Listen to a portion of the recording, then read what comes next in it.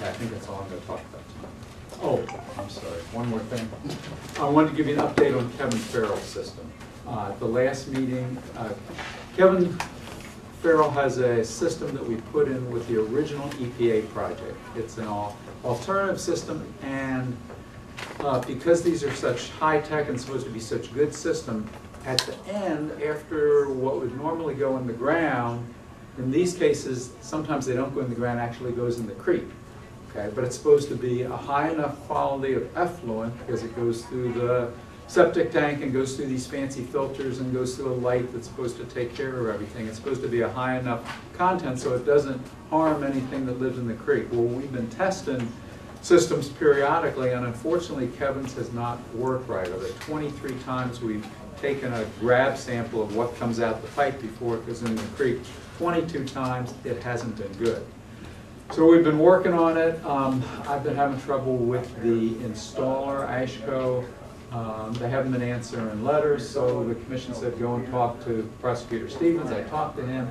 He felt that this wasn't something that he had a whole lot of experience. He sent me to the Secretary of State. We had some preliminary talks with her about the best way to go about it. I don't know whether she went ahead and called Ashco, but or whether the newspaper called Ashco, I don't know. I finally got a call from Ashco, from the president of Ashco. We talked about his thought at this point, and we were asking him for suggestions about what must be wrong.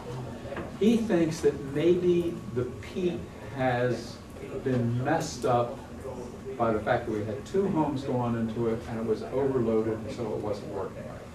So his initial suggestion was, now that we've just got 1 home on it, wait till September before we do any more sampling. I didn't feel like that was a suggestion we could live with. I thought we had to keep doing something. He's willing to check and see what it would cost us to replace the peat. So I think we'll see what he comes up with. Depending on the price, we may try to negotiate with him to pay for half of maybe we pay for half of it, I don't know. We'll see what it costs. And maybe we replace the peat, and then we see if that takes care of it. But at least he's talking to us, which is something that hasn't happened since last November, so I think that's positive. It's progress. It is progress. We haven't fixed the system, but at least we got And you get word this evening that the energy grant been recommended and sent to Charleston, so great. Should hear something. Well, our grant administrator, who's sitting on your right, I'm sure is going to be very happy about it. Right. That was her. It was her name that went down on the form. I'll vote for it. I know you would. Next thing on the agenda is a hearing on the closure of County Road 7/11. Commission, we received a request from Roger D. Tony requesting that an unused street to be closed. I sent out notices. Then I had John Salster, my mapper, to go back and kind of help me find some more property adjacent to this, and I ended up having several names. And this afternoon I got to talk to a couple ladies from Michigan. So, Commissioner, Okay, yeah, we had a written request to consider the commission closing this road, County Road 7/11. And the process is that we can entertain the hearing to do that. That's what our purpose is here this evening, to basically hear if there's objections and why this road should not be closed. And in order to do that, what we'd ask you to do, that just if you want to identify yourself and stand, whatever, or you speak from your seat, but I think that what we want to hear is we have a request to close this road because of only a couple families live on this road.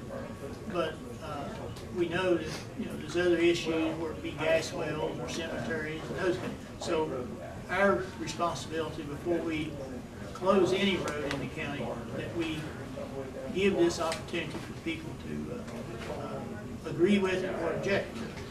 So with the request of wanting to close, I think what the commissioners want to hear, are there anyone here that would object to closing that road?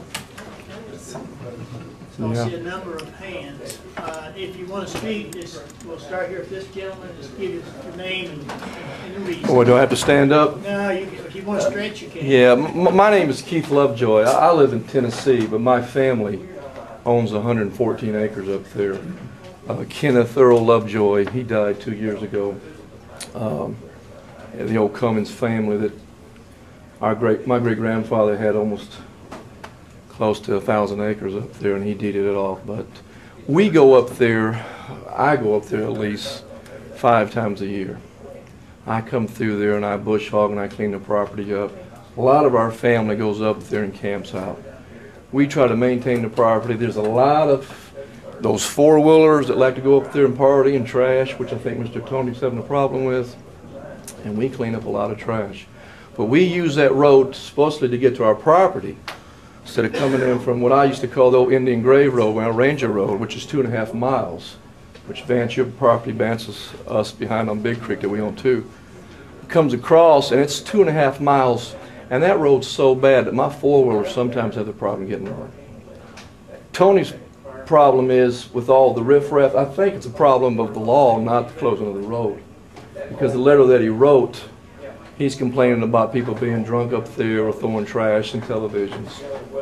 But our point is that if we can maintain our property, which is inheritance property, and we're up there all the time hunting, cleaning up, and one time we've even looked about putting I have a big landscaping business in Knoxville, coming back maybe putting some greenhouses up there. I've even the notion of that.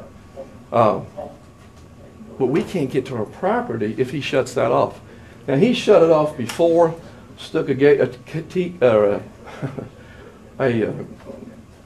gate out there, and in November it was shut off. I came home in November to the deer hunt, and I happened to have to get a key, and I got the key from my mom from the gas company. They gave it to us to get in there. When I came home in January to bury my brother, the gate was thrown over the hill. Then I came back in last week to go back and check the property. So if the road's not maintained 5 or 6 years, a billy goat won't even get up this side of that hill. And if he owns that or closes that off, we won't be able to get to our properties. Now you can get the other ways, but it's a long ways off the Mud River side coming in. I'm 53 years old.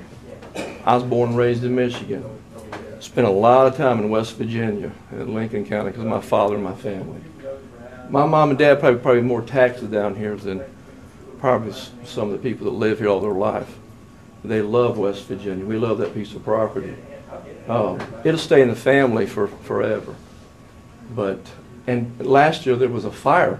It came across on our property, and on the way, when it went across Pea Ridge, if you know that area, it came across Pea Ridge, and on the way back out was coming down the road where Mr. Tony had. So, anyways, that's my opinion. Please don't close it. Let's get the law up there and take care of that riffraff that's doing all that damage and trash. I think it's a law problem instead of a... Well, I know one of the complaints that we got was yeah. park, block the road, and that kind of thing. Yeah, now the gas company put a well on, or a line on us. They went up there and did some work for me or my family, and they put us a gate on our own personal property, so I could keep them on. And I've, but it's on our way up on top of the hill, which is on our property, getting into it.